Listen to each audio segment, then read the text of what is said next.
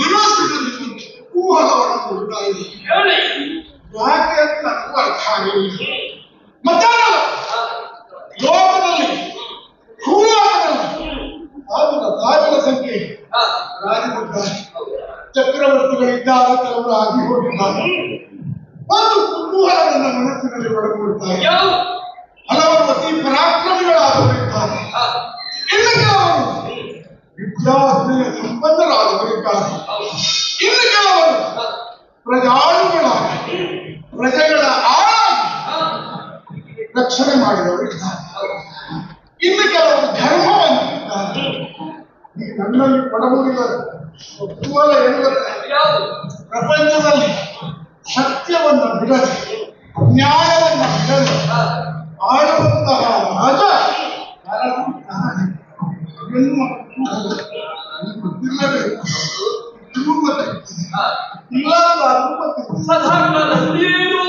ಹಾಗಾಗಿ ನನ್ನ ಅಂತರಂಗದ ಬೇಡಿಕೆಯನ್ನು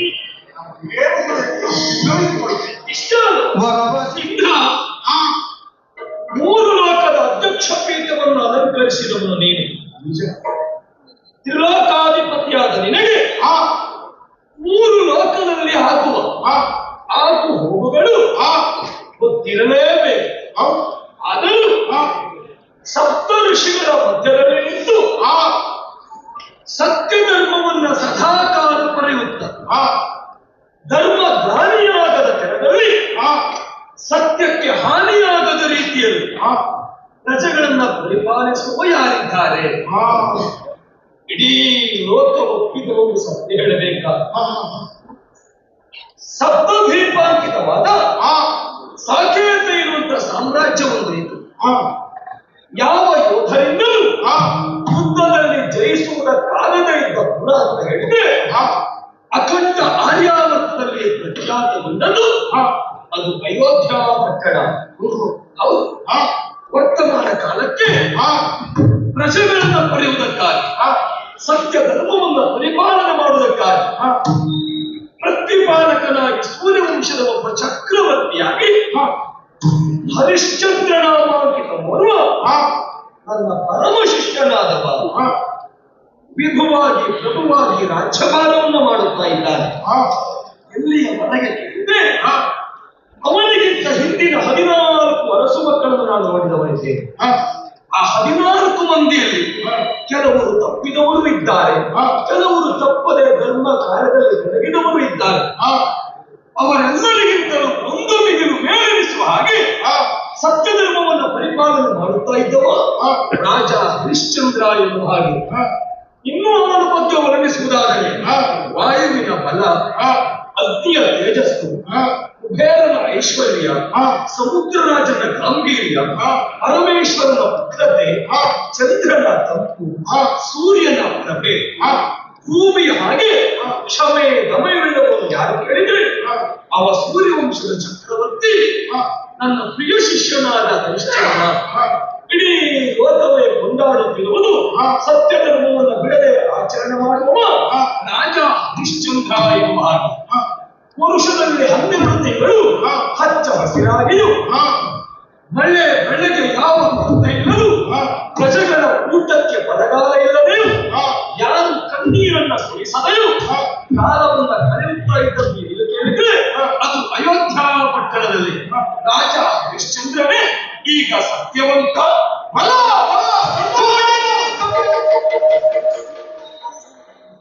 ಸುಧರ್ಮ ಸಭೆ ಸಮಾಧ್ಯಕ್ಷ ನೀನು. ಸಭೆಯಲ್ಲಿ ಯಾರೆಲ್ಲ ಇದ್ದಾರೆ ಅಂತ ಕಾಣ್ತದಲ್ಲ ನಿನಗೆ? ಬ್ರಹ್ಮರ್ಷಿಗಳಿದ್ದಾರೆ, ಮಹರ್ಷಿಗಳಿದ್ದಾರೆ, ರಾಜರ್ಷಿಗಳಿದ್ದಾರೆ, ಸುಮನಸರೆಲ್ಲರೂ ಸೇರಿದ್ದಾರೆ. ಅಧ್ಯಕ್ಷರಾಗಿರುವಂತಹ ನೀನು ಯಾರ ಬಗ್ಗೆ ನೀವು ತಾರತಮ್ಯ ಮಾಡಲಿಕ್ಕಿಲ್ಲ. ಯಾಕೆಂದ್ರೆ ಕೇವಲ ಸ್ವರ್ಗದ ಒಡೆಯ ಮಾತ್ರ ಅಲ್ಲ, 3 ಲೋಕಕ್ಕೂ ನೀನೇ ಅಧ್ಯಕ್ಷ, ನೀನೇ ಒಡೆಯ. ಎಲ್ಲರನ್ನ ಸಮಾನ ದೃಷ್ಟಿಯಿಂದ ಕಂಡುಕೊಂಡು ಬರಬೇಕಾದವು. ನಿನಗೆ ಸಭೆಯಲ್ಲಿ ವಶಿಷ್ಠ ಇದ್ದದ್ದು ಮಾತ್ರ ಕಾಣುವುದು, ಸುತ್ತಲೂ ಕಣ್ಣರಳಿಸಿ ನೋಡ್ಲಿಕ್ಕೆ ಆಗುವುದಿಲ್ಲ ನಿನಗೆ. ಅಬ್ಬಬ್ಬಬ್ಬಬ್ಬಬ್ಬ, ಏನು ಕೇಳಿಬಿಟ್ಟಿದ್ದೆ. ಭೂಲೋಕದಲ್ಲಿ ಒಬ್ಬ ನೀನು ಹೇಳಿ ತುಟಿ ಮುಚ್ಚಲಿಲ್ಲ. ಆ ಕಡೆಯಲ್ಲಿದ್ದಾರಲ್ಲ ವಸಿಷ್ಠರು, ತುಟಿ ಮುಚ್ಚುವುದರೊಳಗೆ ತುಟಿ ಬಿಚ್ಚುವುದಕ್ಕೆ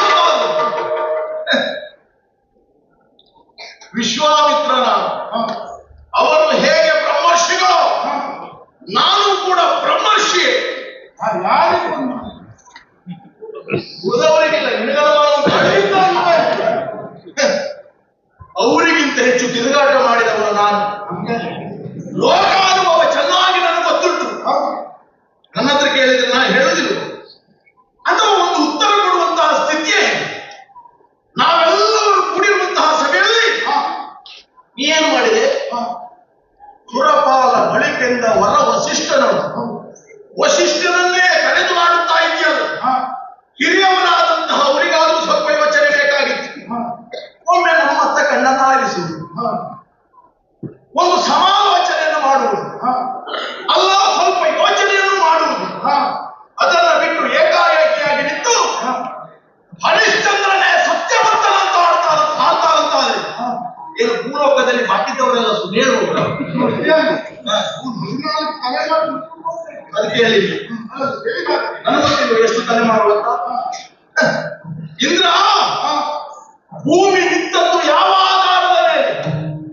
ಸತ್ಯ ಧರ್ಮದ ಆಧಾರದ ಮೇಲೆ. ಹಾಗಾದ್ರೆ ಲೋಕದಲ್ಲಿ ಎಷ್ಟು ಜನ ಧರ್ಮವಂತರಿದ್ದಾರೆ, ಅಷ್ಟೇ ಅಧರ್ಮಿಗಳಿರ್ತಾರೆ. ಎಷ್ಟು ನಿತ್ಯವನ್ನು ಆಡುವವರು ಇರ್ತಾರೋ ಅಷ್ಟೇ ಸತ್ಯವನ್ನು ಆಡುವವರು ಇರ್ತಾರೆ. ಪಾಮರರಲ್ಲಿಯೂ ಸತ್ಯವಂತರಿರ್ತಾರೆ, ನೆನಪಿಡು. ಒಬ್ಬ ಹರಿಶ್ಚಂದ್ರನ ಬಗ್ಗೆ ಇವ ಹೇಳ್ತಾನಂತಾದ್ರೆ ಕಾರಣ ಏನು ಅಂತ ಗೊತ್ತಾಯಿತು. ಅವ ಯಾರು? ಚಕ್ರವರ್ತಿ. ಅದರಲ್ಲಿಯೂ ಇದೆಲ್ಲ ನಿನ್ನ ಹತ್ರ ಮಾತನಾಡಿದ್ರೆ ಪ್ರಯೋಜನ ಇಲ್ಲ ಅಂತ ನನಗೆ ಗೊತ್ತಾಗ್ತದೆ.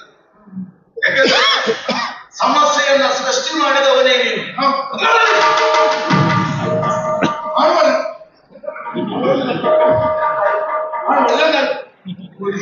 ನಿಮ್ಮ ಸ್ಥಾನಕ್ಕೆ ಸರಿಯಾದ ಸ್ಥಾನ ನನಗೆ ಮಾತಾಡಲಿಕ್ಕೆ ಎಲ್ಲರನ್ನ ಸೇರಿಸಿ ಅಲ್ಲ, ನಾನು ಪ್ರಶ್ನೆ ಕೇಳುವಾಗ ಯೋಚನೆ ಬರಬೇಕಾಗಿತ್ತು. ವಸಿಷ್ಠರೇ, ವಿಶ್ವಾಮಿತ್ರರೇ, ನಮಗೂ ಪರಿಸ್ಥಿತಿ ಅರ್ಥ ಆಗುತ್ತದೆ.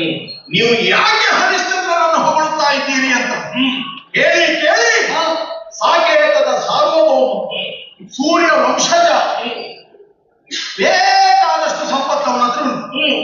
ಒಬ್ಬ ಅರಸನಾದವನಲ್ಲಿ ಹೇರಳವಾಗಿ ಸಂಪತ್ತಿರ್ತದೆ. ಚಕ್ರವರ್ತಿಯಲ್ಲಿ ಕೇಳಬೇಕ ಅಗೆದಷ್ಟು ಮಗೆದಷ್ಟು ಮತ್ತು ಸಂಪತ್ತೆನ್ನುವುದು ಪಾಂಡವರದಲ್ಲಿ ಹೇರಳವಾಗಿ ಇರ್ತದೆ. ಅದರಲ್ಲಿಯೂ ನೀವ್ಯಾರು? ಸೂರ್ಯವಂಶದ ಕುಲ ಪುರೋಹಿತರು, ಹಿರಿಯ ಗುರುಗಳು. ಒಟ್ಟು ಈ ಹರಿಶ್ಚಂದ್ರನನ್ನ ಪ್ರಪಂಚ ಮುಖಕ್ಕೆ ಪ್ರಕಟಿಸುವುದೇ ನಿಮ್ಮ ಉದ್ದೇಶವಾಗಿದೆ. ಯಾಕೆಂದ್ರೆ ಹರಿಶ್ಚಂದ್ರನಿಗೆ ಅಷ್ಟು ಹೆಸರಿಲ್ಲ. ಅವ ಏನು ಅಂತ ಈ ಲೋಕಮುಖಕ್ಕೆ ತೋರಿಸಿಕೊಡ್ಬೇಕಾದಂತಹ ಅನಿವಾರ್ಯತೆ ಗುರುಗಳಾದಂತಹ ನಿಮ್ಗುಂಟು. ಅದರಲ್ಲಿಯೂ ಹೊತ್ತಿಗೆ ಬೇಕಾದಷ್ಟು ದಕ್ಷಿಣೆಯನ್ನು ಅವ ಕೊಡ್ತಾನೆ. ನಮಗೊಂದು ಸುದ್ದಿ ಸಿಕ್ಕಿದೆ ವಸಿಷ್ಠರೇ. ಯಾವುದು? ಹರಿಶ್ಚಂದ್ರನ ಸಭೆಗೆ ಹೋಗುವಾಗ ನಿಮ್ಮ ಕಚ್ಚೆ ಪಾದದವರೆಗಿರ್ತದೆ. ಸಭೆ ಮುಗಿಸಿ ಬರುವಾಗ ಅದೇ ಕಚ್ಚೆ ಕಾಲು ಗಂಟಿನವರೆಗೆ ಬರ್ತದಂತೆ. ಯಾಕೆ ಬರುವುದು? ಅವ ಕೊಟ್ಟ ದಕ್ಷಿಣೆ ಸಿಕ್ಕಿ ಆ ಕಚ್ಚೆ ಮೇಲೆ ಹೋಗುದು. ಅಭ್ಯಾಸ ಇದ್ದವರು ಅಭ್ಯಾಸ ನೋಡಿ ಅಭ್ಯಾಸ ಮನೆಗೆ ಬಂದು ಅದು ಬಿಚ್ಚಿಲ್ಲ. ಮನ ತುಂಬಾ ಹಣ, ಜನ ಕಾಂಚಾಳ ಅಧಿಕಾರಿಗಳು. ಇದು ನೀವು ಹಳೇ ನೆನಪು ಮಾಡಿಕೊಂಡು ನಮ್ಮ ಆಶ್ರಮಕ್ಕೆ ಬಂದದ್ದು ಅದರಲ್ಲಿ ಹೇಳುವುದೇ ಅಲ್ಲ, ಹಳೆ ನೆನಪಲ್ಲೇ ಹೇಳಿದ್ದವು. ಯಾಕೆ ಹೇಳಿದ್ದು? ಆವಾಗ ಬ್ರಾಹ್ಮಣರಿಗೆ ಬೇಕಾದಷ್ಟು ಕೊಡ್ತಾ ಇದ್ದವರು ನಾವು ಯಾವಾಗ ಬ್ರಾಹ್ಮಣ್ಯವನ್ನ ಸ್ವೀಕರಿಸಿದೋ ಆವಾಗಲೇ ಆ ವಿಷಯದ ಕುರಿತಾಗಿ ನಮಗೆ ಜಿಗುಪ್ಸೆ ಬಂದಿದೆ. ಆವಾಗ ಬ್ರಾಹ್ಮಣರಿಗೆ ಬೇಕಾದಷ್ಟು ಕೊಡ್ತಾ ಇದ್ದಾರೆ. ಮತ್ತೆ ಯಾಕೆ ನಮ್ಮ ಆಶ್ರಮಕ್ಕೆ ಕತ್ಕೊಂಡು ಹೋಗ್ಲಿಕ್ಕೆ ಬಂದದ್ದಲ್ಲ, ಮರ್ಯಾದೆಯಿಂದಲೇ ನಾವು ಕೇಳಿದ್ವಿ. ಕೊಟ್ಟಿಲ್ಲ ಅನ್ನೋ ಕಾರಣಕ್ಕಾಗಿ ಕದ್ದುಕೊಂಡು ಹೋಗುವ ಪ್ರಯತ್ನ. ಖಂಡಿತ ಯಾಕಾಯಿತು? ನಡೆದಂತಹ ಪರಿಸ್ಥಿತಿಯನ್ನು ಅರ್ಥ ಮಾಡಿಕೊಳ್ಳಿ. ಬ್ರಹ್ಮ ತೇಜಸ್ಸಿನ ಮುಂದೆ ಕ್ಷಾತ್ರ ತೇಜಸ್ಸು ನಡೆಯುವುದಿಲ್ಲ. ದಿಕ್ಬಲಂ ಕ್ಷತ್ರಿಯ ಬಲಂ ಬ್ರಹ್ಮ ತೇಜೋ ಬಲಂ ಬಲಂ. ಯಾವಾಗ ನಮ್ಮ ಕ್ಷಾತ್ರ ನಡೆಯಲಿಲ್ವೋ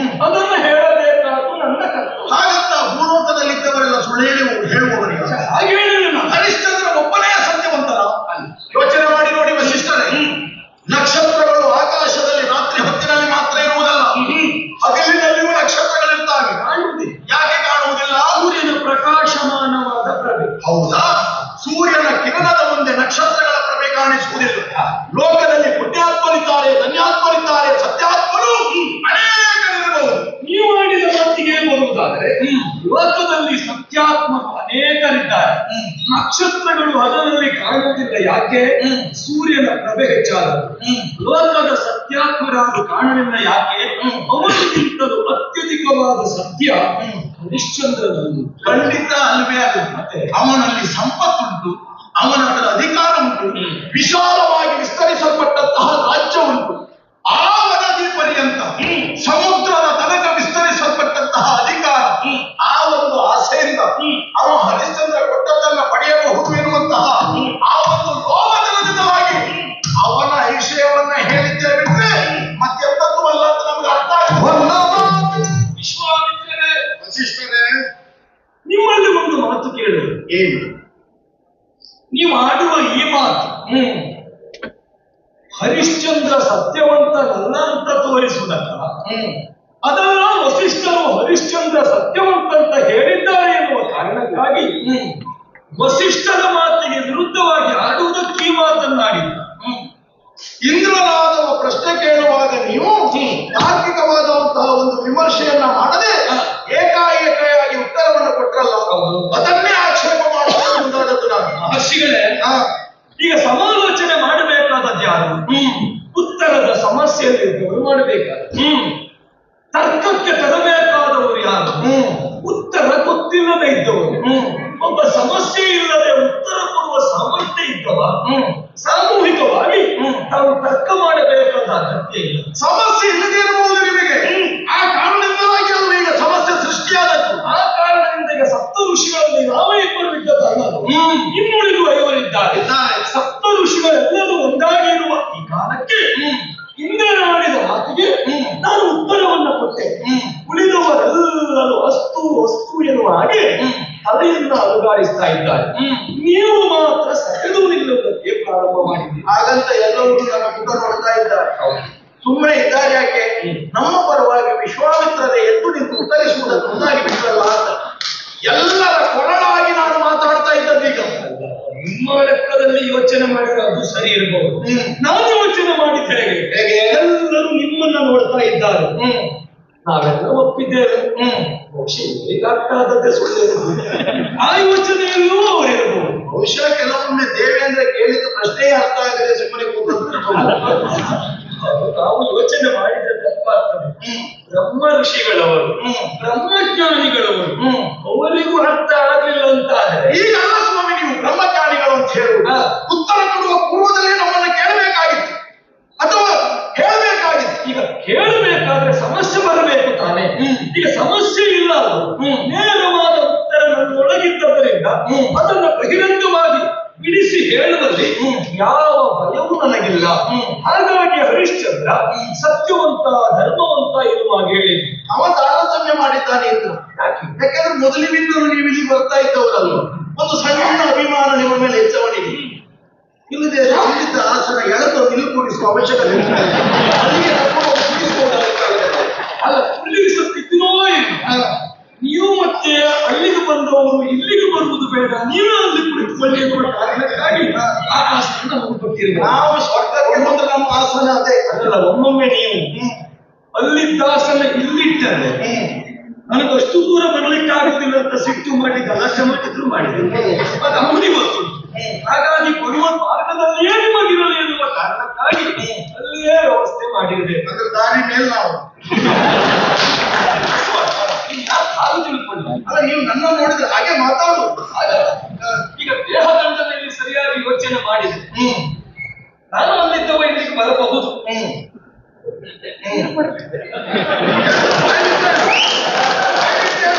ನಾನು ಇಂದ್ರನಿಗೂ ಬರ್ಲಿಕ್ಕೆ ಆಗುತ್ತದೆ.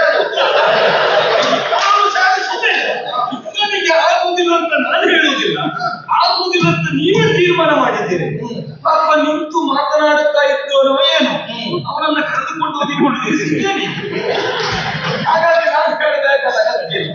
ಮತ್ತೆ ಒಂದಿನ ಆಸೆಗಾಗಿ ನೀವು ಚಕ್ರವರ್ತಿ ಹರಿಶ್ಚಂದ್ರನನ್ನ ಹೊಗಳುವುದಕ್ಕೆ ಪ್ರಾರಂಭ ಮಾಡಿದ್ದೀರಿ. ಹೌದು, ಏನು ಮುಂದಿನ ಆಸೆ ಉಂಟನವರು ಬ್ರಹ್ಮ ಋಷಿಗಳಾಗಬೇಕಾದರೆ ಅಧಿಶಕ್ತಿ ವರ್ಗವನ್ನು ತಿಳಿಸಬೇಕು.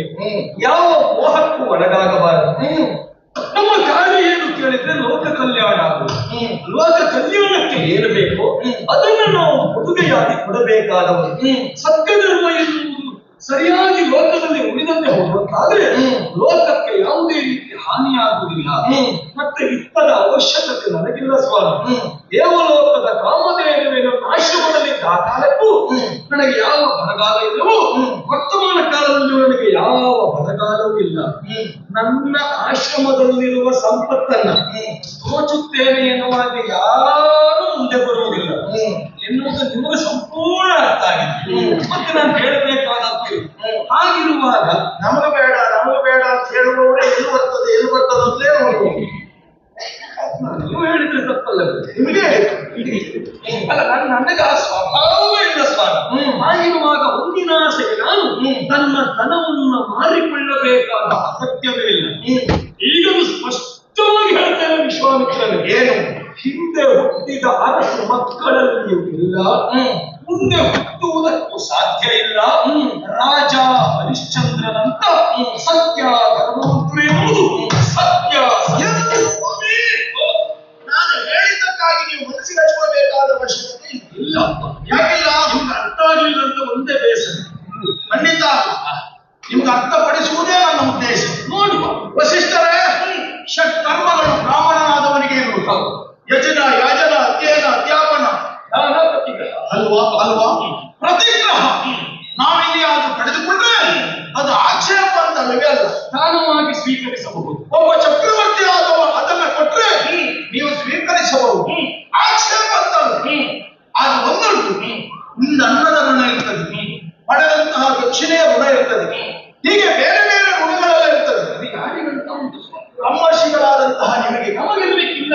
ಬ್ರಹ್ಮರ್ಷಿಗಳಾಗಿರ್ಬಹುದು, ಅದು ಇದ್ದರೆ ಬ್ರಹ್ಮ ಋಷಿಗಳಾಗುವುದಕ್ಕೂ ಸಾಧ್ಯ. ಹಾಗಂತ ಸೂರ್ಯವಂಶದ ಗುರುಗಳ ಹೌದಾ? ಇಕ್ಷ್ವಾಕುವಿನಿಂದಲೇ ನಾನು ಸೂರ್ಯವಂಶದ ಗುರುವಾಗಿದೆ. ಚಕ್ರವರ್ತಿ ಆದವ ನಿಮ್ಮ ಶಿಷ್ಯ ಹೌದಾ? ಹೌದು. ಹಾಗಾದ್ರೆ ನಾವೊಂದು ಸಂಬಂಧಕ್ಕೆ ನೀವು ಒಳಗಾಗಿದ್ದೇನೆ ಎನ್ನುವುದು ಸ್ಪಷ್ಟವಾಯ್ತಾ? ನೀವು ಪಡೆದುಕೊಂಡ ಕುರಿತಾಗಿ ನಮ್ಮದು ಆಕ್ಷೇಪ ಇಲ್ವೇ? ಪಡೆದ ಮೇಲೆ ಅವನನ್ನು ಹೊಗಳ್ತಾ ಇದ್ದೀನಿ. ಸತ್ಯವಂತ, ಧರ್ಮವಂತ, ಸತ್ಯವನ್ನು ಆಡ್ತಾನೆ, ಧರ್ಮವನ್ನು ಆಚರಿಸ್ತಾನೆ, ಭಗವಂತನನ್ನು ಆರಾಧಿಸುತ್ತಾನೆ. ಏನು ಹರಿಶ್ಚಂದ್ರ ಸತ್ಯವನ್ನೇ ಹೇಳುವವನು, ಸತ್ಯವನ್ನೇ ಹೇಳುವುದು. ಸತ್ಯ ತಪ್ಪಲಿಲ್ವ? ಸತ್ಯ ತಪ್ಪುವುದಕ್ಕೆ ಸಾಧ್ಯವೇ. ಧರ್ಮವಾಹಿಕವಾದಂತಹ ಕೆಲಸ ಮಾಡಲಿಲ್ವ? ಮಾಡಿದ್ದಾನೆ. ನಿಮಗೆ ಗೊತ್ತಿಲ್ವಾ? ಅದು ಮಾಡಿದ್ದವನು ಅಂತಾದ್ರೆ ನನಗೆ ಗೊತ್ತಿರ್ತಾ ಉಂಟು. ವರುಣಯಾಗದ ಒಂದು ಪ್ರಕರಣವನ್ನ ನೆನಪು ಮಾಡಿಕೊಳ್ಳಿ ವಸಿಷ್ಠರೇ. ಮಕ್ಕಳಿಲ್ಲ ಎನ್ನುವ ಕಾರಣದಿಂದ ಬಹಳ ವರ್ಷದವರೆಗೆ ಪರಿತಪಿಸುತ್ತಾ ಇದ್ದಂತಹ ಹರಿಶ್ಚಂದ್ರ ವರುಣದೇವನಿಗೆ ಹರಿಕೆಯನ್ನು ಹೊತ್ತುಕೊಂಡು, ಎಲ್ಲಿಯಾದರೂ ನನಗೆ ಸಂತಾನ ಆದರೆ ಹುಟ್ಟಿದಂತಹ ಮಗನನ್ನು ನಿನಗೇ ಒಪ್ಪಿಸುತ್ತೇನೆ ಎನ್ನುವ ಹಾಗೆ ಆ ಹರಿಕೆಯ ಪರಿಣಾಮದಿಂದಾಗಿ, ವರುಣದೇವರ ಅನುಗ್ರಹದಿಂದಾಗಿ ಹರಿಶ್ಚಂದ್ರನಿಗೆ ಒಬ್ಬ ಮಗ ಹುಟ್ಟಿದ. ಹೌದಾ? ಮಗು ಹುಟ್ಟಿದ ಕ್ಷಣ ವರುಣದೇವ ಪ್ರತ್ಯಕ್ಷನಾಗಿ ಕೇಳಿದ, ನನ್ನ ಹರಿಕೆಯ ಬಲಿಯನ್ನು ನನಗೆ ಒಪ್ಪಿಸುವಂತ. ಆವಾಗ ಹರಿಶ್ಚಂದ್ರ ಏನು ಹೇಳಿದ? ಮಗು ಸಣ್ಣವ, ಇನ್ನು ಹಲ್ಲು ಹುಟ್ಟಲಿಲ್ಲ, ಹಲ್ಲು ಬರಲಿಲ್ಲ ಹೇಳಿದ. ಹೌದು, ಮರಳಿ ಹೋದ. ಮತ್ತೊಮ್ಮೆ ಬಂದು ಕೇಳಿದ. ಅದೇ ಹರಿಶ್ಚಂದ್ರ ಏನು ಹೇಳಿದ? ಕವಚ ಧರಿಸುವ ಪ್ರಾಯ ಆಗ್ಲಿಲ್ಲ ಅಂತ ಹೇಳಿದ. ಹೌದಾ? ಹಲ್ಲು ಉದುರಲಿಲ್ಲ ಹೇಳಿದ. ಮತ್ತೊಮ್ಮೆ ಉಪನಯನ ಶಾಸ್ತ್ರ ಆಗಲಿಲ್ಲ ಹೇಳಿದ. ಕವಚ ಧರಿಸುವುದಕ್ಕೂ ಸಾಮರ್ಥ್ಯ ಇಲ್ಲ ಅಂತ ಹೇಳಿದ. ಸಾಮರ್ಥ್ಯ ಇಲ್ಲ ಅಂತ ಹೇಳಿದ. ಕೊಡುವುದಿಲ್ಲ ಅಂತ ಹೇಳಿ, ಆಗುವುದಿಲ್ಲ ಅಂತ ಹೇಳಿದ. ಈ ಪರಿಸ್ಥಿತಿ ಆಗುವುದಿಲ್ಲ ಅಂತ ಹೇಳಿದ್ದಲ್ಲ, ಆಗುವುದಿಲ್ಲ ಅಂತ ಹೇಳಿದ್ದಲ್ಲ. ಅದೇ ಈಗ ಬಲಿಗೆ ಅರ್ಹ ಅಲ್ಲ ಅಂತ ಹೇಳಿ. ಈಗ ಆ ಒಂದು ಕಾಲ ಬರಲಿಲ್ಲ ಅಂತ ಬೆಳೆಸುತ್ತಾ ಇದ್ದ. ಕೊನೆಗೆ ಕುಪಿತನಾದಂತಹ ವರುಣದೇವ ಇವನನ್ನ ಶಪಿಸ್ತಿರುವ. ನೀನು ಜಲೋದರೊಳಗೆ ಗುರಿಯಾಗಿ ಹೋಗುವಂತ ಹೊಟ್ಟೆ ನೋವಿನಿಂದ ಒದ್ದಾಡುತ್ತಾ ಇದ್ದಂತಹ ಸಂದರ್ಭ, ಸಾವು ಬದುಕಿನ ನಡುವೆ ಹೋರಾಟ ನಡೆಸುತ್ತಾ ಇದ್ದಂತಹ ಕಾಲಕ್ಕೆ ಅವನಿಗೆ ಬಂದಿರುವಂತಹ ವ್ಯಾಧಿಯನ್ನು ದೂರ ಮಾಡಿದವರು ಯಾರು? ನಾನೇ. ನಾನು ಮತ್ತೆ ಯಾರು? ನಿಮ್ಮಿಂದ ಆಯ್ತಾ? ಅವನ ವ್ಯಾಧಿ ದೂರ ಮಾಡ್ಲಿಕ್ಕೆ ನಿಮ್ಮಿಂದ ಆಯ್ತಾ? ನನ್ನಿಂದ ಆಗಿದೆ ಅನ್ನೋದಕ್ಕಿಂತಲೂ ನೀವು ಸುಳ್ಳು ಹೇಳುವವರಿಗೆಲ್ಲ ಸಹಾಯ ಮಾಡೋದು ಯಾರಿಗೆ? ಅಲ್ಲ, ಅವ ತಪ್ಪಿದ್ದೆ ಸುಳ್ಳು ಹೇಳಿದ್ದೆ ಅಂತಂದ್ರೆ ನೀವು ಸಹಾಯ ಮಾಡಿದ್ದೆ ಅಂದ್ರೆ ಅಲ್ಲ, ನೀವು ದೂರ ಮಾಡಿದ್ದು ಅಂತ ಹೇಳ್ತಾ ಇದ್ದೀರಲ್ಲ. ಈಗ ನೀವು ಲೋಕದಲ್ಲಿ ಸುಳ್ಳು ಹೇಳುವವರಿಗೆ, ತಪ್ಪಿ ನಡೆಯುವವರಿಗೆ ಒಳ್ಳೇದು ಮಾಡುವುದಿಲ್ಲ. ನಾನು ಒಳ್ಳೆಯವರಿಗೆ ಒಳ್ಳೆಯದು ಮಾಡುವುದಕ್ಕಿದ್ದರು. ನನ್ನ ಉದ್ದೇಶ ಹರಿಶ್ಚಂದ್ರನ ಹೊಟ್ಟೆ ನೋವು ಕಡಿಮೆ ಮಾಡುವುದಲ್ಲ. ಹರಿಶ್ಚಂದ್ರನ ಮಗನ ಬದಲಿಗೆ ಯಾರ ಬಲಿಯಾಗ್ತಾ ಇತ್ತು? ಅಜಿಕರ್ತನ ಮಗನಾದ ಶುನಶೇಪನ ಬಲಿಯಾಗ್ತಾ ಇತ್ತು. ಅವನನ್ನ ಬಲಿಕಂಬಕ್ಕೆ ಕಟ್ಟಿ ಕಡಿಯುವುದಕ್ಕೆ ಮುಂದಾದವಾಗ ಯಾರೂ ಬರಲಿಲ್ಲ. ಅಜಿಗರ್ತ ತಾನೇ ಹೇಳಿದ, ನನ್ನ ಮಗನ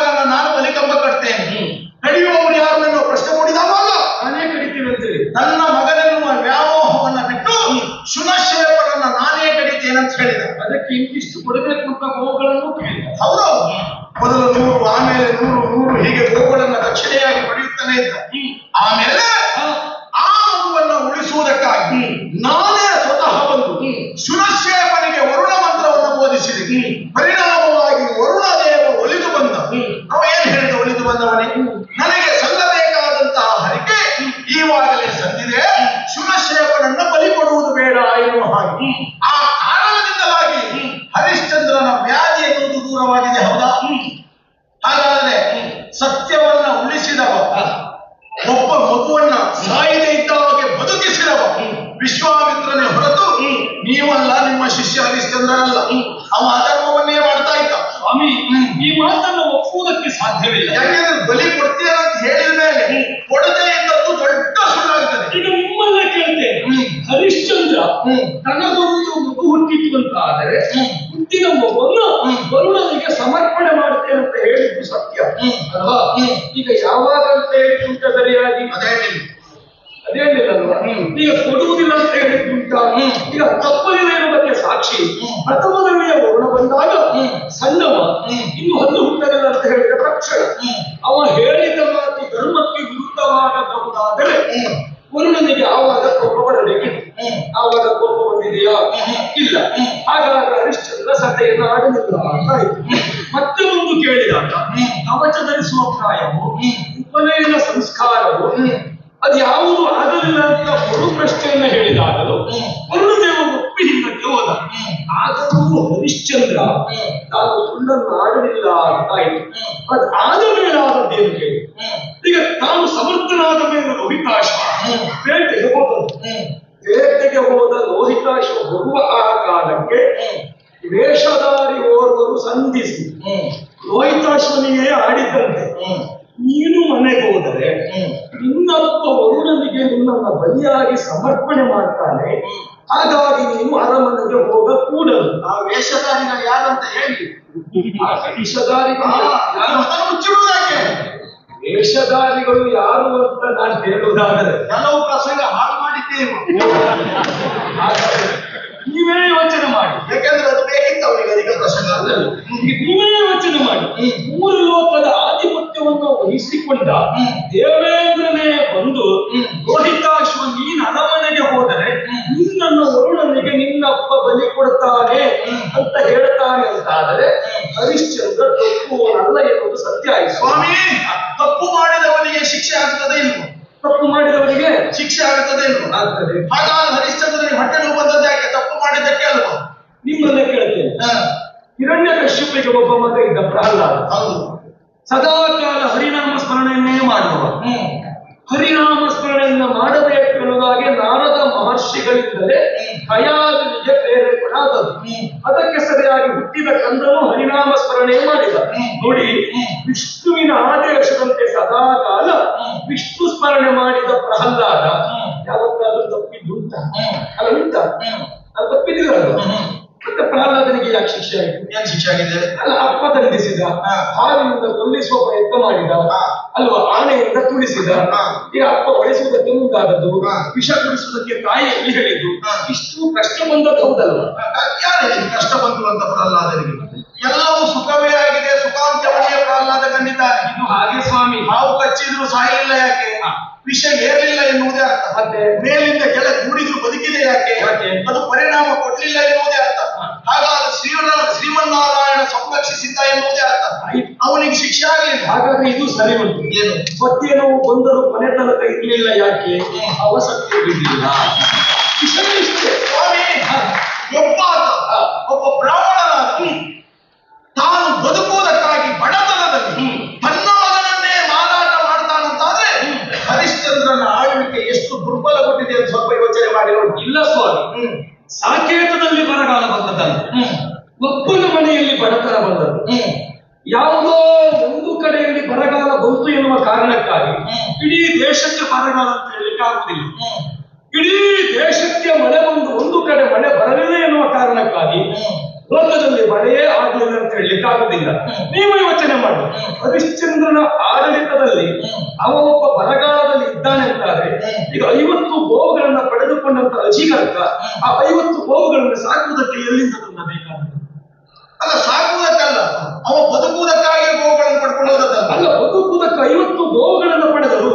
ಆ 50 ಗೋವುಗಳನ್ನ ಪಾಲನೆ ಮಾಡುವಷ್ಟು ಅವನು ಇರಬೇಕಲ್ಲ. ಅಲ್ಲ, ಅದರಿಂದ ಬಂತು ಅಂತ. ಅದು ಬಡತನ ಬಂದು ಮಾರಿದ್ದಲ್ಲ. ಅವನಿಗೆ ಮೊದಲ ಮಗನ ಮೇಲೆ ಪ್ರೀತಿ, ಕೊನೆಯ ಮಗನ ಮೇಲೆ ಮಗನಿಗೆ ಆಸೆ, ಹಾಗಾಗಿ ಮಧ್ಯದ ಮಗನನ್ನ ಬಿಟ್ಟು ಕೊಟ್ಟದ್ದು. ಅಷ್ಟೇ ಆದದ್ದು ಬಿಟ್ಟರೆ ಬೇರೆ ಯಾವುದೂ ಅಲ್ಲ. ಹಾಗಾದ್ರೆ ಅಜಿಗತ್ತನದ್ದೇ ಸಮ್ಮತ ಹೌದು, ಸರಿ ಹೌದು ಅಂತಾರೆ. ಆಮೇಲೆ ಬದುಕಿರುವಂತಹ ಶುನಶೇಪ ಯಾಕೆ ಅಪ್ಪನ ಮನೆಗೆ ಹೋಗ್ಲಿಲ್ಲ? ಯಾಕೆ ಬಂದು ನನ್ನ ತೊಡೆಯನ್ನು ಏರಿದ? ನನ್ನನ್ನೇ ಅಪ್ಪ ಅಂತ ಯಾಕೆ ಕರೆದ? ಶುನಶೇಪನಾದಂತಹ ಆತ ದೇವರಾತನಾಗಿ ಮುಂದೆ ಯಾಕೆ ಈ ಪ್ರಪಂಚದಲ್ಲಿ ಕಂಗೊಳಿಸಿದ?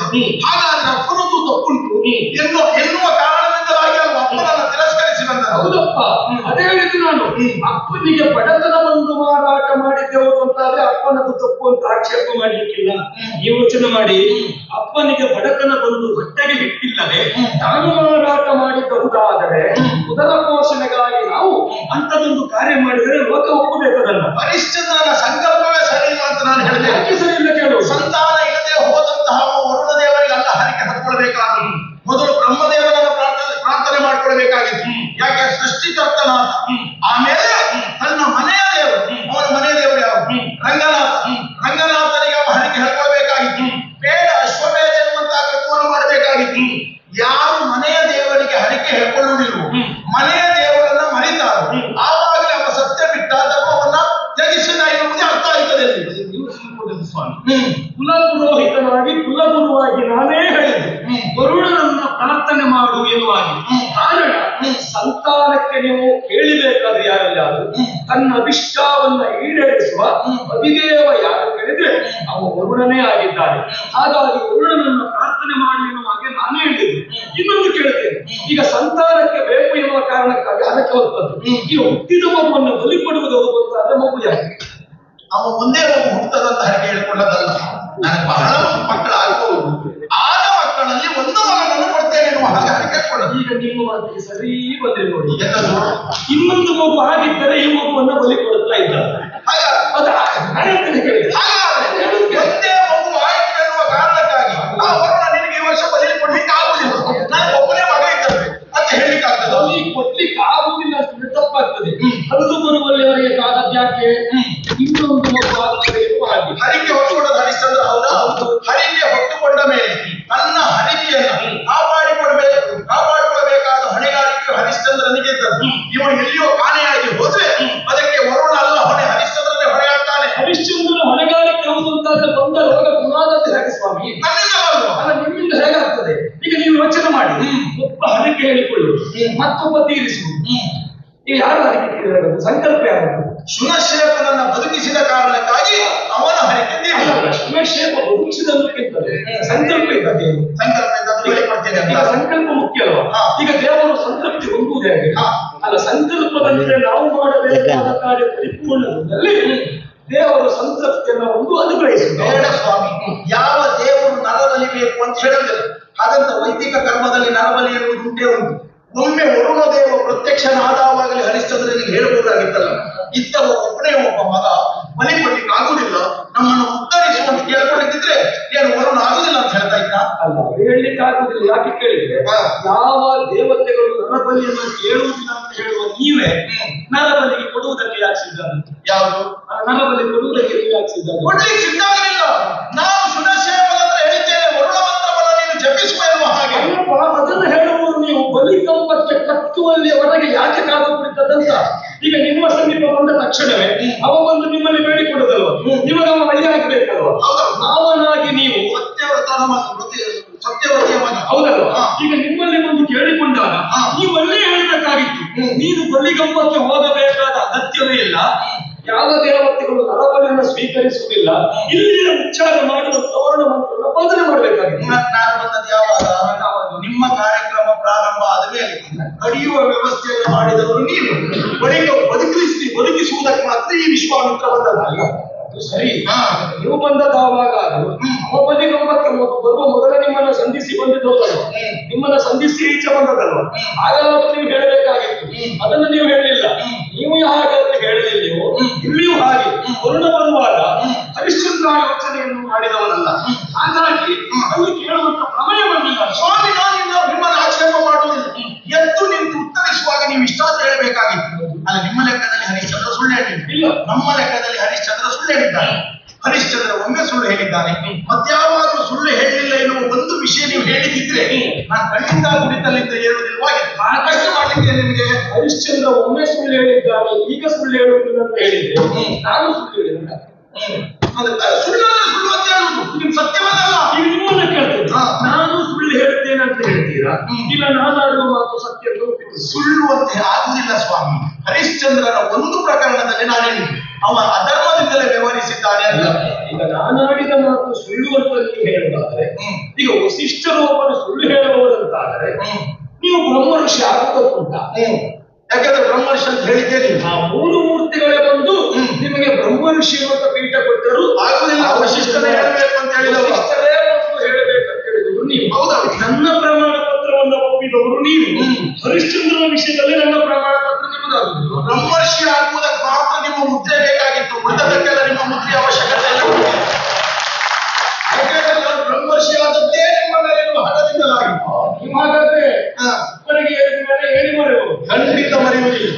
ನಮ್ಮ ಜೀವನದಲ್ಲಿ ಎಲ್ಲಿಯ ತನಕ ಹೋರಾಟ ನಡೆಸಲಿಕ್ಕಾಗ್ತದೆ ಅಲ್ಲಿಯವರೆಗೆ ನಿನ್ನ ಮೇಲೆ ಒಂದು ಕಣ್ಣು ನಮ್ದು ಯಾವಾಗಲೂ ಇದ್ದೇ ಇರ್ತದೆ. ಕೆಲವರೆಲ್ಲ ಹಾಳಾಗುವುದು ಹಾಗೆ. ನಾವು ಮೇಲೆ ಹೋಗುವಾಗ ಮತ್ತೊಬ್ಬರ ಮೇಲೆ ಕಣ್ಣಿಟ್ಟು ಹೋಗಿಯೇ ಹಾಳಾಗುತ್ತೆ. ನಾವು ಮತ್ತೊಬ್ಬರ ಮೇಲೆ ಕಣ್ಣಿಡಬೇಕು ಹೇಗೆ? ಅವರು ಬೆಳೀತಾ ಇದ್ದಾರೆ, ಅವರಿಗಿಂತಲೇ ಸಾಧ್ಯವಾದ ನಾವು ಎತ್ತರ ಬೆಳಿಬೇಕೆನ್ನುವ ಹಾಗೆ ಕಣ್ಣಿಡಬೇಕು ಬಿಟ್ಟರೆ ಅವರ ತಪ್ಪು ಎಲ್ಲಿ ಸಿಗ್ತದೆ, ಅವರನ್ನೆಲ್ಲಿ ತುಳಿಯುವುದು ಅಂತ ನಾವು ಪ್ರಯತ್ನ ಮಾಡುತ್ತಾ ಮೇಲೆ ಹೋದರೆ ಅವರನ್ನ ನಾವು ಕಾಣುವುದರೊಳಗಡೆ ಮುಂಭಾಗದಲ್ಲಿದ್ದ ನಮಗೆ ಹೊಂಡ ಗೊತ್ತಾಗದ ಹೊಂಡಕ್ಕೆ ನಾವೇ ಬೀಳುವುದು ಬಿಟ್ಟರೆ ಅವರು ಬೀಳುವುದಿಲ್ಲ. ಅದು ನಿಮಗೆ ನೆನಪಿರುತ್ತೆ. ನಿಮ್ಗೊಂದು ಕೆಟ್ಟ ಅಭ್ಯಾಸ ಉಂಟು. ನೀವು ಒಳ್ಳೆಯ ಅಲ್ಲ, ಕೆಟ್ಟದ್ದು ಯಾರು ಗೊತ್ತಾ? ನೀವು ಹೇಳಿದ್ದೇ ಸರಿಯಾಗಬೇಕು, ಬಾಕಿದ್ದವರು ಹೇಳಿದ್ದಷ್ಟು ತಪ್ಪಾಗಬೇಕು. ನಿಮ್ಮದು ಒಂದು ಕೆಟ್ಟ ಅಭ್ಯಾಸ ಹೇಳ್ಬೇಕ ನಾನು. ಏನು? ವಸಿಷ್ಠ ಹೇಳಿದ್ದೆ ಅಲ್ಲ ಅಂತ ಹೇಳಿದೆ, ಅದು ನಿಮ್ಮದೊಂದು ಕೆಟ್ಟ ಅಭ್ಯಾಸ. ಆಯ್ತು, ಈಗ ನಿಮ್ಮ ದಾರಿಗೆ ನಾನು ಬರ್ತೇನೆ. ನೀವು ಹೇಳಿದ ಹಾಗೆ ಸತ್ಯ ಹರಿಶ್ಚಂದ್ರ ಸತ್ಯವಂತ, ಒಬ್ಬ ಸತ್ಯವಂತ ಅಂತ ಹೇಳಿದ್ರಲ್ಲ, ಒಪ್ಪಿಕೊಳ್ತೀನಿ.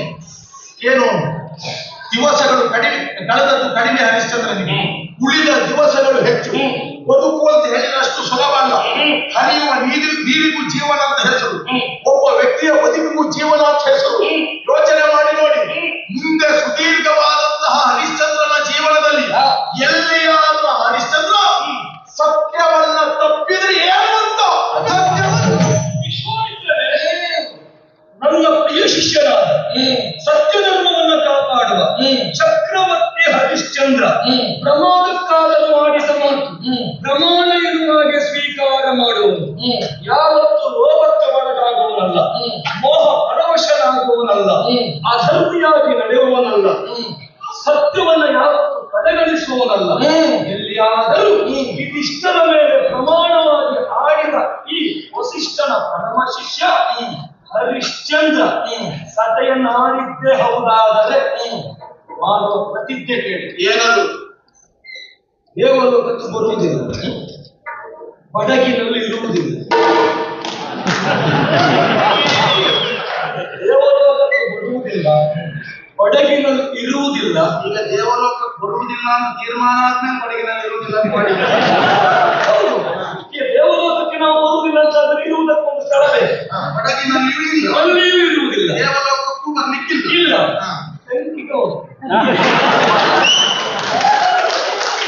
ಚಂಕಣ ದಿಕ್ಕಿಗೆ ಪ್ರವೇಶ ಮಾಡುತ್ತೆ. ಸ್ವಲ್ಪ ಆಸಕ್ತಿ ಈಗ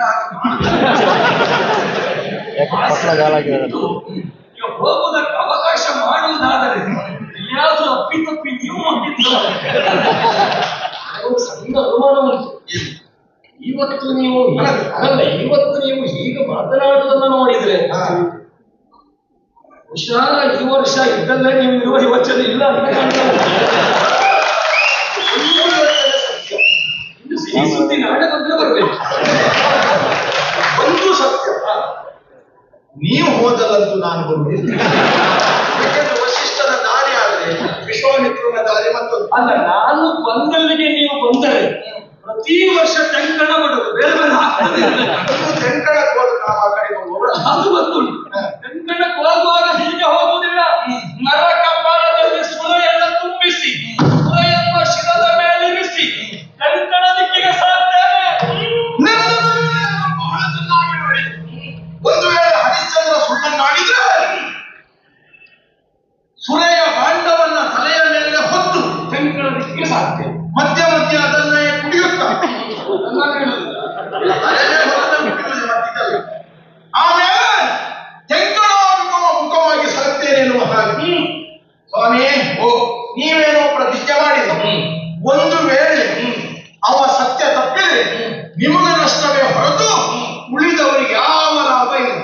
ನಮ್ಮದೆಲ್ಲ ಪ್ರತಿಜ್ಞೆ ಹೇಗೆ ಗೊತ್ತಾ? ನಾವು ಕಳೆದುಕೊಂಡರೂ ಉಳಿದವರಿಗೆ ಪ್ರಯೋಜನ ಆಗಬೇಕು ಅಂತದೇ ಪ್ರತಿಜ್ಞೆಯನ್ನ ನಾನು ಮಾಡ್ತೇನೆ ಕೇಳಿ. ನಿಮ್ಮ ಹಾಗೆ ಹೆಂಡದ ಮಾಂಡವನ ತಲೆಯ ಮೇಲೆ ಹೊರುವುದಲ್ಲ. ಭಕ್ತಿ, ಸಭೆ, ತಮೆ, ಯೋಗ, ಯಾಗ, ತಪೋಬಲ, ಜ್ಞಾನ, ಸತ್ಯ, ಧ್ಯಾನ ಇವುಗಳೆಲ್ಲವುದರಿಂದ ಆರಿಸಿಕೊಂಡಂತಹ ತಪಸ್ಸಿನ ಬಲ ಒಟ್ಟು 50,000 ವರ್ಷ. 50,000 ವರ್ಷದಲ್ಲಿ ಅಂದರೆ 25,000 ವರ್ಷದ ಪುಣ್ಯವನ್ನ ಎಲ್ಲಿಯಾದರೂ ಹರಿಶ್ಚಂದ್ರ ಸತ್ಯವನ್ನೇ ಬದುಕಿನುದ್ದಕ್ಕೆ ಆಡಿದೆ ಅವನಿಗೆ ನಾನು ದಾರೆ ಎರೆದುಕೊಡುತ್ತೇನೆ. ಅಲ್ಲಿ 25 ವರ್ಷ ಸಾವಿರದ ಪುಣ್ಯ ಸಾಕಾಗುವುದಿಲ್ಲ ಹರಿಶ್ಚಂದ್ರನಿಗೆ. ನಿಮಗೂ ಮನಸ್ಸಿಲ್ಲ ಅಲ್ಲ, ನಾನು ಅರ್ಧ ಆದ್ರೂ ಕೊಟ್ಟಿದ್ದೇನೆ. ಯಾರಿಗೆ ಎಷ್ಟು ಕೊಟ್ಟಿದ್ದೀರ? ನಾನು ಎಷ್ಟು ಕೊಟ್ಟಿದ್ದೇನೆ ಎನ್ನುವುದು ಸೂರ್ಯವಂಶದ ಅರಸುಮನೆತನವನ್ನು ಕಂಡಾಗ ಅರ್ಥ ಆಗ್ತದೆ. ಅಲ್ಲಿ ನಾನು ಕೊಟ್ಟಿದ್ದೇನೆ. ವಸಿಷ್ಠರೇ ಅಷ್ಟೇ ಅಲ್ಲ, ಒಂದು ಕಲ್ಪದವರೆಗೆ ಅಂದರೆ 14 ಮನ್ವಂತರದ ತನಕ ಈ ಸ್ವರ್ಗ ಲೋಕಕ್ಕೆ ನಾವು ಬರುವುದಿಲ್ಲ. ಬರುವುದಿಲ್ಲ. ತೀರ್ಮಾನ ಮಾಡಿದೆ. ಒಂದು 14 ಮನ್ವಂತರ, ಒಂದು ಕಲ್ಪದವರೆಗೆ ಸ್ವರ್ಗಕ್ಕೆ ನಾನು ಕಾಲಿಡುವುದಿಲ್ಲ. ಒಂದು ಕಲ್ಪನೆ ಇರುವುದಿಲ್ಲ. ಇದು ನಿಮ್ಮ ಪ್ರತಿಜ್ಞೆ. ಆದರೆ ನೀವು ಒಂದು ಕೆಲಸ ಮಾಡಬೇಕು. ಕೆಲಸ ಮಾಡಬೇಕು. ಏನು ಮಾಡಿ? ನೇರದಿಂದ ಸಾಗರಕ್ಕೆ ಹೋಗಬೇಕು. ಹರಿಶ್ಚಂದ್ರನನ್ನ ಕಂಡು ಅಗತ್ಯವಾಗಿ ಒಂದು ವಿಷಯವನ್ನು ಮುಟ್ಟಿಸಬೇಕು. ದೇವಲೋಕದಲ್ಲಿ ನಡೆದಂತಹ ಘಟನೆಗಳನ್ನೆಲ್ಲ ತಿಳಿಸಬೇಕು. ಈಗ ವಿಶ್ವಾಮಿತ್ರ ಬ್ರಹ್ಮರ್ಷಿಗಳು ನಿನ್ನ ಸತ್ಯ ಪರೀಕ್ಷೆಗಾಗಿ ಬರ್ತಾ ಇದ್ದಾರೆ. ನನ್ನ ಮರ್ಯಾದೆ ಉಳಿಯುವುದಕ್ಕಾಗಿ ವಿಶ್ವಾಮಿತ್ರ ಬ್ರಹ್ಮರ್ಷಿಗಳ ಪ್ರಶ್ನೆ ಯಾಕಂದ್ರೆ ಒಮ್ಮೊಮ್ಮೆ ನಿಮ್ಗೆ ಮರ್ತ ಹೋಗ್ತದೆ, ಅದನ್ನ ನೆನಪು ಮಾಡುವುದು. ಒಮ್ಮೊಮ್ಮೆ ನನಗೆ ಮಾಡೋದು ಹೋಗೋದಕ್ಕಿಂತಲೂ ನಿಮಗೂ ಒಮ್ಮೊಮ್ಮೆ ಸಿಟ್ಟು ಬರ್ತದೆ. ಅರಿಶಕ್ತಿ ವರ್ಗವನ್ನು ತ್ಯಜಿಸಬೇಕು. ಬ್ರಹ್ಮರ್ಷಿ ನಿಮಗೆ ಒಮ್ಮೊಮ್ಮೆ ಸಿಟ್ಟು ನೆನಪಾಗುವುದು. ಅದೇ ಸ್ವಲ್ಪ ಬ್ರಹ್ಮರ್ಷಿಗಳ ನಾವು ಹೇಳಬೇಕು. ಸ್ವಾಮಿ, ಉಳಿದವರಿಗೆ ಸಿಟ್ಟು ಭೂಷಣವಾದದ್ದಲ್ಲ, ತ್ಯಾಜ್ಯವಾದದ್ದು. ಅದೇ ವಿಶ್ವಾಮಿತ್ರನಿಗೆ ಸಿಟ್ಟೆನ್ನುವುದು ಪೂಜ್ಯವಾದದ್ದು. ಯಾವತ್ತೇ ಆಗಲಿ ಕರುವಿನ ಎಂಜಲನ್ನ ಯಾರಾದ್ರೂ ಬಳಸ್ತಾರ? ಅದುವೇ ಕರುವಿನ ದನದ ಕೆಚ್ಚಲಿನಿಂದ ಬಂದ ಕರುವಿನ ಎಂಜಲನ್ನ ಪಂಚಗವ್ಯಕ್ಕೆ ಪಂಚಾಮೃತಕ್ಕೆಲ್ಲ ಬಳಸುವುದಿರುವ. ಹಾಗಾಗಿ ತ್ಯಾಜ್ಯ ಬೇರೆ, ಪೂಜ್ಯ ಬೇರೆ. ನನ್ನಂತವನಿಗೆ ಸಿಟ್ಟೆನ್ನುವುದು ಪೂಜ್ಯವಾದದ್ದು. ಆ ವಿಶ್ವಾಸ ನನಗುಂಟು. ನೀವೊಂದು ಕೆಲಸ ಮಾಡಿ, ಸಾಕೇತಕ್ಕೆ ಹೋಗಿ ನಿಮ್ಮ ಪ್ರಿಯ ಶಿಷ್ಯರಾಗಿರುವಂತಹ ಹರಿಶ್ಚಂದ್ರನಿಗೆ ನಡೆದಂತಹ ವಿಷಯವನ್ನ ತಿಳಿಸಿ ಸತ್ಯವ್ರತನಾಗಿಯೇ ನೀನು ಬದುಕಬೇಕು. ವಿಶ್ವಾಮಿತ್ರನ ಕಣ್ಣು ನಿನ್ನ ಮೇಲೆ ಬಿದ್ದಿದೆ, ನಮ್ಮ ಮರ್ಯಾದೆ ಉಳಿಸು. ಸೂರ್ಯವಂಶದ ಗಣತಿ ಹಾಳಾಗಲಿದ್ದ ಹಾಗೆ ಆ ಮಾಡುವೆನ್ನುವ ಹಾಗೆ ಹೋಗಿ ಹೇಳಿ ಅವರಿಗೆ. ಯಾಕೆ ಸಾಧಬೇಕು ಸ್ವಾಮಿ? ಹರಿಶ್ಚಂದ್ರನಿಗೆ ಸಭೆಯನ್ನು ಆಡಬೇಡ. ಸತ್ಯವನ್ನೇ ಪರಿಪಾಲನೆ ಮಾಡು. ಮಹರ್ಷಿಗಳು ಬರ್ತಾರೆ. ಒಂದು ಕಿವಿ ಮಾತು ಹೇಳಿ. ಅಗತ್ಯವೇ ಇರುತ್ತಾರೆ. ಯಾಕೆ? ಈಗ ಸಮುದ್ರ ರಾಜನ ಸಮೀಪ ಹೋಗಿ ನಿನ್ನ ಗಾಂಭೀರ್ಯವನ್ನೇ ಬಿಡಬೇಡ ಅಂತ ಹೇಳುವುದುಂಟ. ಬಿಡುವುದೇ ಮೇಲುಗಿರಿಯ ಸಮೀಪ ಹೋಗಿ ನೀನು ಚಲಿಸಬೇಡ ಅಂತ ಹೇಳುವುದಕ್ಕುಂಟ. ಚಲಿಸುವುದೇ ಇಲ್ಲ. ಸೂರ್ಯನಲ್ಲಿ ನಾಳೆ ತಪ್ಪದೆ ಬರಬೇಕು ಎನ್ನುವ ಹೇಳುವುದುಂಟ. ಅವಶ್ಯಕತೆ ಇಲ್ಲ, ಬಾರದೇ ಇರುವುದಿಲ್ಲ. ಅಗ್ನಿಯಲ್ಲಿ ಉಳಿಯಬೇಡ ಅಂತ ಹೇಳುವುದಕ್ಕೂ ಇಲ್ಲ. ಅದಂತ ಗ್ರಹಣ ಹಿಡಿದ ದಿವಸ ಸೂರ್ಯಗ್ರಹಣವುದಿಲ್ಲ. ಗ್ರಹಣಕ್ಕೆ ಗ್ರಹಣ ಅಂತ ಒಂದು ಉಂಟಲ್ಲ, ಆದ್ರೆ ಎಷ್ಟು ಹೊತ್ತದ್ದು ಉಂಟು. ಎಲ್ಲಿಯಾದ್ರೂ ಹರಿಶ್ಚಂದ್ರನಿಗೆ ಗ್ರಹಣ ಹಿಡಿದಿದೆ ಅಂತ ನೆನಪು ಮಾಡಿ ಅಂತ ಹೇಳಿ. ಹರಿಶ್ಚಂದ್ರನಿಗೆ ಗ್ರಹಣ ಹಿಡಿಯಬೇಕು ಅಂತಾದರೆ ತಲೆ ಕಳ್ಕೊಂಡ ರಾವು ಕೇಂದ್ರ ಆಗಬೇಕು. ನಿಮಗೆ ತಲೆ ಸರಿ ಅಂತ ಆಗುದಿಲ್ಲ. ಯೋಚನೆ ಮಾಡಿ ಕಾಲಿಡಬೇಕು. ನೋಡುವ, ಈಗ ಪ್ರತಿಜ್ಞೆ ಮಾಡಿದ್ದು ವಿಶ್ವಾಮಿತ್ರರಲ್ಲಿ. ಹೌದಪ್ಪ, ವಿಶ್ವಾಮಿತ್ರನಲ್ಲಿ ನಾವು ಪ್ರತಿಜ್ಞೆ ಮಾಡಿದ್ದು ಉಂಟು. ವಿಶ್ವಾಮಿತ್ರನು ನಮ್ಮ ಮುಂದೆ ಪ್ರತಿಜ್ಞೆ ಮಾಡಿದ್ದು ಮಾಡಿದ ಪ್ರತಿಜ್ಞೆ ಏನಾಯಿತು ಅನ್ನೋದು ಉಂಟು. ಅದನ್ನ ಯೋಚನೆ ಮಾಡಿ ನೀವು ಮಾತನಾಡಬೇಕು. ಪಕ್ಷಿಗಳಲ್ಲಿ ಹೋಗಿ ನೀನು ಹಾರಬೇಕು, ಹೀಗೆ ಹಾರಬೇಕು ಅಂತ ಹೇಳುವುದಕ್ಕುಂಟ. ಹಾರುವುದು ಅವುಗಳ ಸ್ವಭಾವ. ಅದೇ ರೀತಿ ಹರಿಶ್ಚಂದ್ರನಿಗೆ ಸತ್ಯವನ್ನು ಬಿಡಬೇಡ ಅಂತ ಹೇಳುವುದೇ ಇಲ್ಲ. ಸತ್ಯವನ್ನು ಆಡುವಂತ ಹೇಳಬೇಕಾದ ಅಗತ್ಯವೇ ಇಲ್ಲ. ಅವ ಯಾವತ್ತಿದ್ದರೂ ಸತ್ಯವನ್ನೇ ಆಡುವ. ಸತ್ಯವನ್ನು ಆಡುವ ಪ್ರಶ್ನೆ ಇಲ್ಲ, ಹೇಳಬೇಕಾದ ಅಗತ್ಯವೇ ಇಲ್ಲ. ಸುಮ್ಮನೆ ಪ್ರತಿಜ್ಞೆ ಮಾಡಿ ಬಿಡಬೇಡ ಮುನಿರಾಯ. ಯಾಕೆ ಹೇಳಿದೆ ಗೊತ್ತಾ? ಹಾಗೆ ಸೂಚನೆಯನ್ನು ಕೊಟ್ಟೆ. ಯಾಕೆ ಗೊತ್ತಾ? ನನ್ನ ಮೇಲಿರುವಂತಹ ಅಪಾರವಾದಂತಹ ವಿಶ್ವಾಸದಿಂದಲಾಗಿ ನನ್ನ ಹಠ ಎಂತದ್ದು, ಛಲ ಎಂತದ್ದು ಎನ್ನುವುದು ನಿಮಗೆ ತಿಳಿದು ಮತ್ತು ಅದೇ ಮಾತನ್ನು ಆಡುವುದಕ್ಕೆ ಮುಂದಾಗ್ತಾ ಇದ್ದೀರಲ್ಲ. ಒಬ್ಬ ಕ್ಷತ್ರಿಯನಾದವ ಬ್ರಹ್ಮರ್ಷಿಯಾಗಿ ನಾನು ಮೆರೆದಿದ್ದೇನೆ. ನಾ ಮಾಡಿದಂತಹ ಸಾಧನೆ ಹೇಳಿ ನಿಮ್ಮ ವಂಶದವನೇ, ನಿಮ್ಮ ಆ ಸೂರ್ಯ ವಂಶದಲ್ಲಿ ಹುಟ್ಟಿದ ಈ ಹರಿಶ್ಚಂದ್ರನ ಅಪ್ಪನಿಗಾಗಿ, ಆ ಸತ್ಯವ್ರತನಿಗಾಗಿ ನಾ ಮಾಡಿದ ಸಂಕಲ್ಪ ಆಗಲಿ, ಅವನ ಬಯಕೆಯನ್ನು ಈಡೇರಿಸಿಕೊಡುವುದಕ್ಕಾಗಿ ನನ್ನ ಪ್ರಯತ್ನ ಎಷ್ಟು, ನನ್ನ ಶ್ರಮ ಎಷ್ಟು, ಅಷ್ಟು ಮಾಡಿದ್ದೀರಿ. ಹೌದಾ? ನೂರು ಪಾಪ ಮಾಡಿದಂತಹ ತ್ರಿಶಕ್ಕು ಹೆಸರಿನಲ್ಲೇ 3 ಪಾಪ ಸತ್ಯವ್ರತನಿಗೆ ಸ್ವರ್ಗಕ್ಕೆ ಹೋಗ್ಬೇಕು ಅಂತ ನಿಮ್ಮ ಹತ್ರ ಬಂದು ಹೇಳಿದ್ದ. ನೀವೇನ್ ಹೇಳಿದ್ರಿ? ಹೌದಾ? ನಿಮ್ಮಲ್ಲಿ ಆಗಲೇ ಹೋದದ್ದನ್ನು ಆಗುತ್ತದೆ ಎನ್ನುವುದಲ್ಲ, ಮಾಡಿ ತೋರಿಸಿದವ ಈ ವಿಶ್ವಾಮಿತ್ರ. ನನ್ನಲ್ಲಿ ಆಗದೆ ಆಗುವುದಿಲ್ಲ ಅಂತ ಹೇಳಿದ್ದಾನೆ. ಈಗ ನಿನ್ನಲ್ಲಿಗೆ ಹೋಗ್ಲಿಕ್ಕಿಲ್ಲ ಅಂತ ಹೇಳಿದ್ದೆ. ಅವ ನೇರ ನಾನು ಸ್ವರ್ಗಕ್ಕೆ ಹೋಗ್ತೇನೆ ಅಂತ ಆಸೆ ಇದ್ದದ್ದೇ, ಸ್ವರ್ಗ ತನ್ನದ್ದಾಗಬೇಕು ಎನ್ನುವಂತ ಬಯಕೆ ನನ್ನ ಹತ್ರ ತನ್ನದ್ದಾಗುವುದಕ್ಕಾಗುವುದಿಲ್ಲ.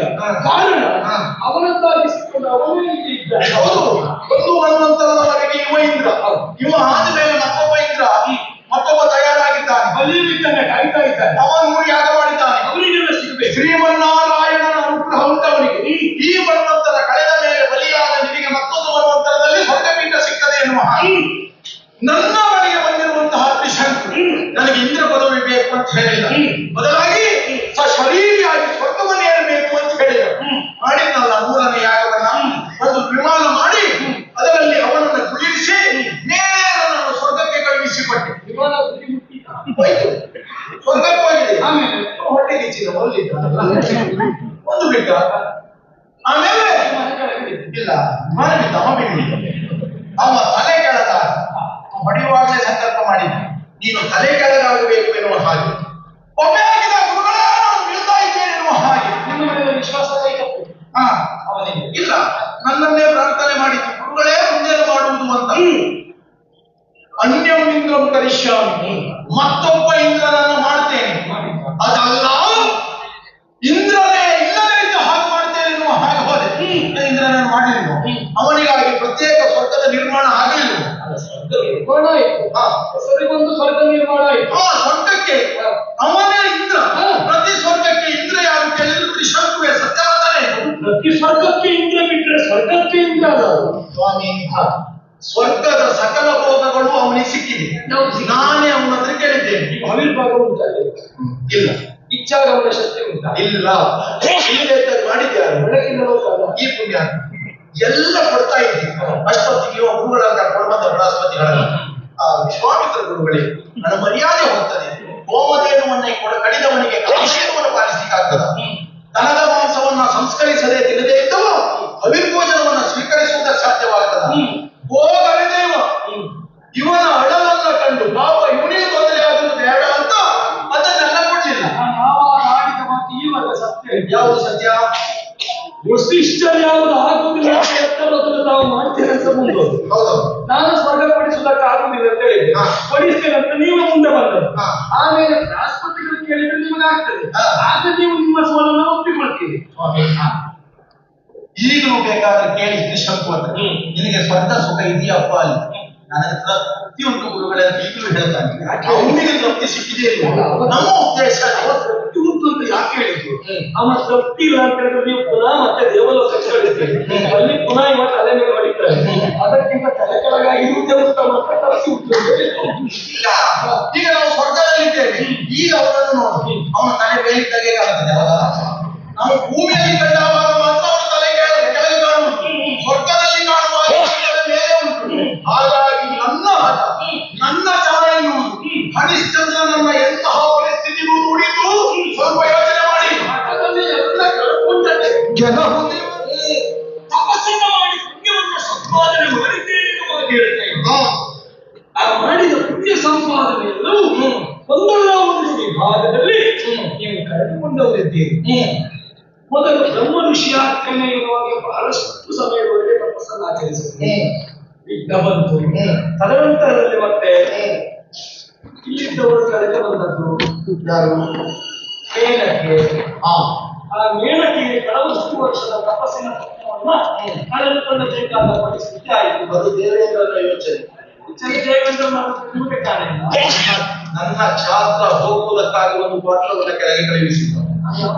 ನನ್ನ ಕ್ಷಾತ್ರದನ್ನ ಹೋಗುವುದಕ್ಕಾಗಿ ಒಂದು ಮಾತ್ರವನ್ನ ಕೆಳಗೆ ಕಳುಹಿಸಿ. ಅಲ್ಲ, ನಿಮಗೆ ಶಾಸ್ತ್ರ ನೆನಪಾಗಿ ಅವರನ್ನು ಮನಸ್ಸಾದ ಸ್ವಾಮಿ ಹೇಳ್ಬೇಕು. ಎಷ್ಟೋ ವರ್ಷಗಳ ಕಾಲ ನಿಮ್ಮನ್ನ ಕೇಳ್ತೇವೆ.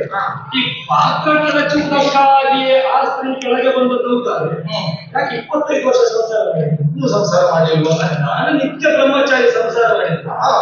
ಸಿಸ್ಟರು ಅರುಂಧತಿಯ ಜೊತೆಯಲ್ಲಿ ಸಂಸಾರ ಮಾಡಿ 100 ಮಕ್ಕಳನ್ನು ಪಡೆಯಲಿಲ್ವ? ನಿಮ್ಗೆ ಸಂಸಾರ ಮಾಡ್ಲಿಕ್ಕೆ ಆಗ್ತದೆ, ನಮ್ಗೆ ಆಗುದಿಲ್ಲ. ನಾನು ಸಂಸಾರ ಮಾಡಿದ್ರೆ ನಿತ್ಯ ಬ್ರಹ್ಮಚಾರಿ. ನಾನು ಮೊದಲಿಂದಲೂ ಸಂಸಾರ ಮಾಡಿಯೇ ಬ್ರಹ್ಮಚರ್ಯದಲ್ಲಿದ್ದದ್ದು.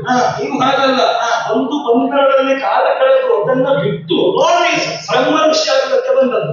ಮತ್ತೆ ನಾನು 3 ಮಕ್ಕಳನ್ನ ಪಡೆದ 50 ಮಕ್ಕಳನ್ನು ನೀವೇ ತಿಂದಾಕಿದ್ರು. ನಾನು ಸಂಸಾರ ಮಾಡಿ ಪ್ರಪಂಚಕ್ಕೊಂದು ಕಾಣಿಕೆ ಕೊಟ್ಟಿದ್ದೇನೆ, ನಾನು ಇಟ್ಕೊಳ್ಳಿಲ್ಲ ಅದನ್ನು. ಕಾಣಿಕೆ ಕೊಟ್ಟದ್ದು ಕೈ ಬಿಟ್ಟದ್ದು ಕಟ್ವಾಡ ಆಶ್ರಮ ಸರಿ. ಹಣ್ಣು ಮಹರ್ಷಿಗಳ ಮಕ್ಕಳಲ್ಲದಿದ್ರೆ ಶಾಕುಂತಲೇ ವಿಲಾಸವೇ ಇಲ್ಲ. ಖಂಡಿತ ಇಲ್ಲ. ದೇವಲೋಕದ ಕನ್ಯೆಯಿಂದ ಸೃಷ್ಟಿಸಲ್ಪಟ್ಟಂತ ಯಾವ ಹೆಣ್ಣು ಅನಾಥ ಆಗುವುದಕ್ಕೆ ಸಾಧ್ಯ ಇಲ್ಲ. ಹೌದು, ಅದು ಆಗುವುದಿಲ್ಲ. ಯಾಕೆ? ನಮ್ಮಂತ ಋಷಿಗಳು ಅಲ್ಲಿ ಇದ್ದದರಿಂದ ಆಗಲಿಲ್ಲ. ಹಣ್ಣು ಮಹರ್ಷಿಗಳಿಂದ ನಿಮ್ಮಂತ ನಾವು ಋಷಿಗಳಲ್ಲ, ನಿಮ್ಗೆ ಕಾಣಿಸುವುದಿಲ್ಲ. ಋಷಿಗಳಾಗಿ ಬಿಟ್ಟು ಬಂದದ್ದು. ನಾವು ಹಾಗಲ್ಲ, ಋಷಿಗಳು ಬಿಡುವುದಕ್ಕೆ ಸಲ್ಲದು. ಋಷಿಗಳು ಅವರನ್ನು ಕೊಳೆಯಬೇಕು ಎನ್ನುವ ಕಾರಣಕ್ಕಾಗಿ ಕೊಳೆಯುವುದಕ್ಕೆ ಮುಂದಾಗುವುದು. ಒಂದಿನ 25 ವರ್ಷದ ಪುಣ್ಯದ ಫಲ ಎನ್ನುವುದು ಏನಕ್ಕೆ ಕಳೆದುಕೊಂಡಿದೆ. ಅದಾದ ಮೇಲೆ ಮತ್ತೆ ಸಂಪಾದನೆ ಮಾಡಿದ್ದು ಹರಿಶ್ಚಂದ್ರನ ತಂದೆಯಾದಂತ ತ್ರಿಶಂಕುವಿಗೆ ಸ್ವರ್ಗ ಕೊಡಿಸುವಲ್ಲಿ ಕಳೆದುಕೊಂಡಿದೆ. ಕಳೆದ ವರ್ಷದವರೆಗೆ ಸಂಪಾದನೆ ಮಾಡಿದ್ದು ಸ್ವಲ್ಪ ಸಂಪಾದನೆ. ಈ ವರ್ಷದಿಂದ ಪ್ರತಿಜ್ಞೆ ಮಾಡಿ ಇಲ್ಲಿಗೆ ಬರುವುದಿಲ್ಲ ಅಂತ ಹೇಳಿ ಕಳೆದ ವರ್ಷದವರೆಗೆ ಸಂಪಾದನೆ ಆದದ್ದು ಮುಂದಿನ ವರ್ಷ ಎಲ್ಲಿಗೂ ಹೋಗದೆ ಅಲ್ಲಿಯೇ ಇದ್ದು ನನ್ನ ಶಿಷ್ಯನೊಂದಿಗೆ ಅವನನ್ನು ಆಕಾರಿಸುವುದಕ್ಕೆ ಅವನಲ್ಲಿ ಕಳೆದುಕೊಂಡು ಏನು ಇಲ್ಲದೆ ಮತ್ತೆ ಕೂಡ ತಪಸ್ಸಿಗೆ ಹೋಗುವುದೇ ಆಗಿದೆ. ನಾವು ಕೈ ಬಿಡುವಾಗ ಜೀವನಕ್ಕೆ ಎಷ್ಟು ಬೇಕೋ ಅಷ್ಟು ಸಂಪಾದನೆ ಮಾಡಿಕೊಂಡಿರ್ತೇವೆ. ಯೋಚನೆ ಮಾಡಿ ಒಂದು ಕಡೆ ಬರುವುದಿಲ್ಲ ಅಂತ ಹೇಳ್ಬೇಕಾದ್ರೆ ಮತ್ತೊಂದು ಕಡೆ ಅಷ್ಟು ಉಳಿದಿರುವುದಿಲ್ಲ. ಶ್ರೀಮಂತನಾದ ಒಂದ ಬಡವರಿಗೆ ಸ್ವಲ್ಪ ಸ್ವಲ್ಪ ದಾನ ಮಾಡಿದ್ರೆ ಆ ಶ್ರೀಮಂತ ಬಡವಂತ ಆಗ್ತದ. ಅದೇ ರೀತಿಯಾಗಿ ಎಷ್ಟೋ ಸಾವಿರ ವರ್ಷಗಳ ಕಾಲ ತಪಸ್ಸನ್ನು ಮಾಡಿದಂತಹ ಒಂದಿಷ್ಟು ಕಿಶೋರಿಗೆ ಕೊಟ್ಟರೆ, ಒಂದಿಷ್ಟು ಮೇಲಕೆಯ ಜೊತೆಯಲ್ಲಿ ಕಳೆದರೆ ನನ್ನ ತಪಸ್ಸಿಗೆ ಯಾವತ್ತೂ, ತಪಸ್ಸಿನ ಶಕ್ತಿಗೆ ಯಾವತ್ತೂ ಮುಂದಾಗುವುದಕ್ಕೆ ಸಾಧ್ಯವೇ ಇಲ್ಲ. ಇದು ಹರಿಶ್ಚಂದ್ರನಿಗೆ ಕೊಡುವಲ್ಲಿ ವ್ಯಕ್ತ ಮಾಡಿಕೊಳ್ಳಬೇಡಿ ಅಂತ ಹೇಳಿದ್ರು. ಈ ಲೋಕದಲ್ಲಿ ಯಾವುದು ಎಷ್ಟಿರಬೇಕು ಅಂದುಂಟು. ವೈಕುಂಠ ಒಂದೇ, ಸತ್ಯಲೋಕ ಒಂದೇ, ಸ್ವರ್ಗಲೋಕ ಒಂದೇ. ಇದು ಬ್ರಹ್ಮನ ಸೃಷ್ಟಿ. ಆದ್ರೂ 2 ಮಾಡಿಕೊಂಡು ಹೌದು, ಚತುರ್ಮುಖ ಬ್ರಹ್ಮನ ಸೃಷ್ಟಿಯಲ್ಲಿ ಸೃಷ್ಟಿಸಲ್ಪಟ್ಟಂತಹ ಪ್ರತಿಯೊಂದು ಜೀವಗಳಿಗೂ ಒಂದು ನಿಯಮ ಎನ್ನುವುದುಂಟು. ಅದನ್ನೇ ನಿಯತಿ ಅಂತ ಹೇಳ್ತಾರೆ. ನಿಯತಿ ಹೀಗೇನ ವಂಗ್ಯತೆ, ಲಂಘಿಸುವುದಕ್ಕೆ ಸಾಧ್ಯವಿಲ್ಲ, ಲಂಘಿಸಲುಬಾರದು. ಬ್ರಹ್ಮ ಸೃಷ್ಟಿಗೆ ವಿರುದ್ಧವಾದಂತಹ ಮತ್ತೊಂದು ಸೃಷ್ಟಿಯನ್ನು ನಾವು ಮಾಡುವುದಕ್ಕೆ ಹೊರಟಿದ್ದೇನೆ ಅಂತಾದ್ರೆ ನನ್ನ ಹಠ ಎಂತದ್ದು, ಛಲ ಎಂತದ್ದು ಅಂತ ಯೋಚನೆ ಮಾಡಿ ನೋಡಿ. ಕಟ್ಟಿ ಹಾಕುವ ಪ್ರಯತ್ನ ಮಾಡ್ತಾ ಇದ್ದೆ. ಇದು ಧರ್ಮಕ್ಕೆ ವಿರುದ್ಧ. ಒಂಟಿ ಸಲಗನ ಅಂತ ಸ್ವಾಮಿ, ಆನೆ ಹೋದ ದಾರಿಯಲ್ಲಿ ಆಡು ಹೋಗಬಹುದು, ಅದೇ ಆಡು ಹೋದಲ್ಲಿ ಆನೆ ಹೋಗುವುದಿಲ್ಲ. ಆನೆಯಾದ್ರೆ ಮಾರ್ಗ ಮಾಡಿಕೊಂಡು ಗಜಪಾದ ನ್ಯಾಯ. ಆನೆಯ ಹೆಜ್ಜೆಯನ್ನು ಗುರುತಿಸಿಕೊಂಡು ಉಳಿದ ಪ್ರಾಣಿಗಳೆಲ್ಲ ಹೋಗುತ್ತವೆ. ಈ ವಿಶ್ವಾಮಿತ್ರನ ಹಠ ಛಲ ಎನ್ನುವುದು ಲೋಕಕ್ಕೊಂದು ಆದರ್ಶವೇ ಹೌದು. ಎಲ್ಲ ಶ್ರೀಮಂತಿಗೆ, ಅಧಿಕಾರ, ಸಂಪತ್ತು ಇರುವಾಗ ಸತ್ಯವಂತನಾಗಿ ಧರ್ಮವಂತನಾಗಿರುವುದು ದೊಡ್ಡ ವಿಶೇಷ ಅಲ್ಲ. ಅದು ಇಲ್ಲದಿರುವಾಗಲೇ ಅವ ತೋರಿಸಬೇಕು. ಯೋಚನೆ ಮಾಡಿ ನೋಡಿ, ಕೆಸರಿನಲ್ಲಿರುವಂತಹ ಕಮಲ ಸೂರ್ಯ ಉದಿಸಿದ ಕ್ಷಣ ಅದು ಅರಳಿರುತ್ತದೆ. ಅದೇ ಕಮಲವನ್ನು ಸೂರ್ಯ ಉದಿಸುವ ಪೂರ್ವದಲ್ಲಿಯೇ ಕಿತ್ತು ಬಂಡೆಯ ಮೇಲೆ ಹಾಕಿದ್ರೆ ಅದು ಅರಳುವುದಕ್ಕೆ ಸಾಧ್ಯ ಉಂಟಾ? ತನ್ನ ಅಸ್ತಿತ್ವವನ್ನ, ತನ್ನ ಸ್ಥಾನವನ್ನು ಅಲ್ಲಿ ಕಳೆದುಕೊಂಡಿರ್ತದೆ. ಅದೇ ರೀತಿಯಾಗಿ ಹರಿಶ್ಚಂದ್ರ ಈಗ ಸತ್ಯವಂತನಾಗಿದ್ದಾನೆ. ಹೇಗೆ? ಅಧಿಕಾರದ ಪದದಿಂದವಾಗಿ ಒಬ್ಬ ಚಕ್ರವರ್ತಿಯಾಗಿ ಎಲ್ಲ ಸಕಲವೂ ಅವನಲ್ಲಿ ಇಡ್ಲಿಕ್ಕೋಗಿ ಅವನನ್ನ ಏನು ಮಾಡಬೇಕು, ಹೇಗೆ ಅವನ ಸತ್ಯವನ್ನ ಬಿಡಿಸಬೇಕು ಎನ್ನುವುದು ಈ ವಿಶ್ವಾಮಿತ್ರನಿಗೆ ಚೆನ್ನಾಗಿ ಗೊತ್ತುಂಟು. ನೆನಪಿಟ್ಟುಕೊಳ್ಳಿ, ಏನು? ಆಡು ಹೋದ ಮಾರ್ಗದಲ್ಲಿ ಆನೆ ಹೋಗುವುದಿಲ್ಲ, ಆನೆ ಹೋದ ಮಾರ್ಗದಲ್ಲಿ ಮೃತ ಪ್ರಾಣಿಗಳು ಹೋಗ್ತದೆ. ಸತ್ಯವನ್ನ ಹೇಳುವುದರಲ್ಲಿ ಹರಿಶ್ಚಂದ್ರ ಆನೆ. ನೆನಪಿರಲಿ, ಹಿಂದೆ ಏನು ಹೋಗ್ಬೇಕು. ಮಾತು ಮನೆ ಕಳಿಸ್ತದೆ. ನನ್ನ ಮಾತು ಬೈಸಿದ್ರೆ ಮನೆ ಕಳಿಸ್ತದೆ ಅಂತಂದ್ರೆ ಅರ್ಥ ಆಗ್ತದೆ. ಯಾಕೆ ನೀನು ಇಷ್ಟೊತ್ತು ಇಲ್ಲೇ ಇದೆಯಲ್ಲ, ಇದು ತಡಿ ಮಾಡಿ ಹಾಗಾಗಿ ಒಂದು ಸಾರಿ ಬೆಂಕಿ ಹಚ್ಚಿ ಹೋದವ ನಾನು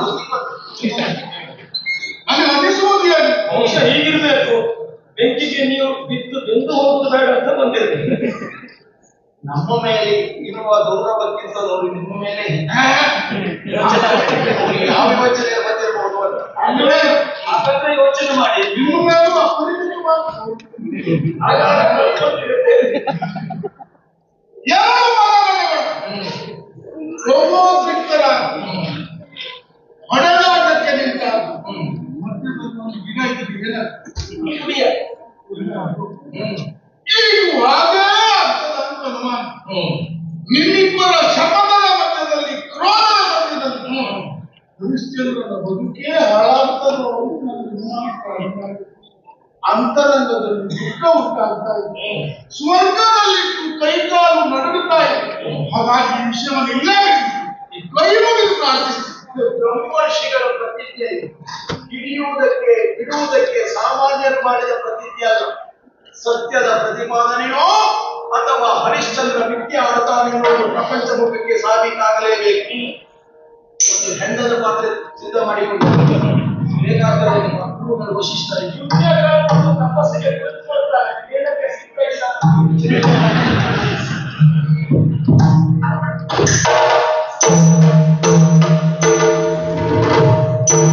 ಈಗ ನೀನು ಭಯಪಡಬೇಕಾದ ಅಗತ್ಯ ಇಲ್ಲ. ಏನು ಮಾಡಬೇಕು? ಇವರು ಕೋಪಿಷ್ಟರು.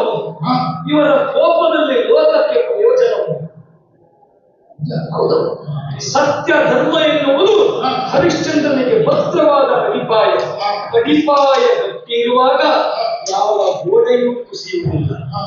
ಎಂತ ಕಠಿಣ ಪರಿಸ್ಥಿತಿಯನ್ನ ತಂದಿದ್ದರೂ ಅದನ್ನ ನಿವಾರಿಸಿಕೊಂಡು ಸತ್ಯ ಧರ್ಮವನ್ನ ಕಾಪಾಡುತ್ತಾನೆ ನನ್ನ ಪ್ರಿಯ ಶಿಷ್ಯ ಹರಿಶ್ಚಂದ್ರ ಎನ್ನುವಂತ ಆತ್ಮವಿಶ್ವಾಸ ನನಗುಂಟು. ಅವರು ಹೇಳಿದಾಗ ಲೋಕ ನಿಂತದ್ದು ಸತ್ಯ ಧರ್ಮದ ಹೇಳ್ತಾರೆ. ಸತ್ಯ ಧರ್ಮವನ್ನು ನಾವು ಕಾಪಾಡಿದ್ರೆ ಸತ್ಯ ಧರ್ಮ ನಮ್ಮನ್ನ ಕಾಪಾಡ್ತದೆ. ಸತ್ಯ ಧರ್ಮಕ್ಕಾಗಿ ಹರಿಶ್ಚಂದ್ರನಿದ್ದಾರೆ.